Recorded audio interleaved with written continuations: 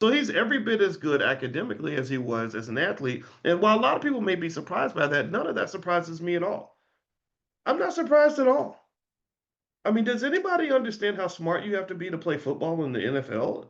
Like, do you know, especially if you're like a quarterback or something? Anybody ever seen how like the playbooks and the different new watch the documentary on Netflix called Quarterback, and they go through all the different things they have to know and the chain transitions and changes and motions and the different sounds and signals. I mean, it's crazy. It's crazy. So the paradox of football is that in this sport where you're getting massive brain damage, it requires massive amounts of brain activity to just understand what the hell's going on because everything is so fast, right? Everything is so fast. And so to me, to know that he became, in fact, I would say this. Okay, quick. Renard says he can't hear me.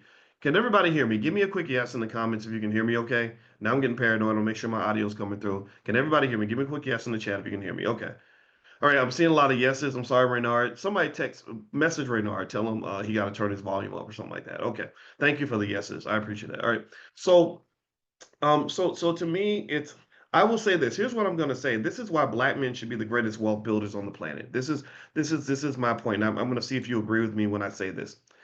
Black men should be the greatest wealth builders on the planet because I believe it is easier to become a neurosurgeon like Myron Rolle than it is to become an NFL player to make it to the NBA. Or at the very least, maybe let's take neurosurgeon off the table. That's pretty extreme.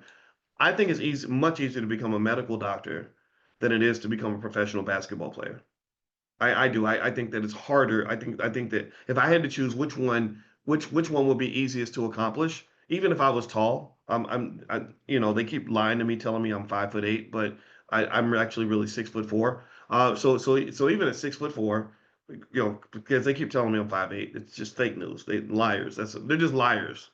So jealous. They just be hating. That's what they be doing.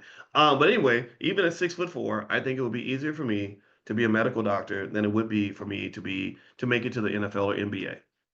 Um, I think that the amount of effort that's required to be a great athlete at the highest level, it exceeds the effort that it takes to do almost everything else. Now, sure. I mean, getting my doctorate was hard as hell. I had to study 7, 8, 9 hours a day, 7 days a week for many, many years to do that. So yeah, that was tough. That was tough. That was like making it to the NBA in finance, right? And so I don't belittle that. I'm not going to say that was a piece of cake. It wasn't. It took everything I had, but I still would say that the amount of effort I see guys go through to become great athletes is right at that level. And also remember, you're talking to a kid who couldn't really do so well on the football team because I couldn't memorize the plays. I didn't learn the plays.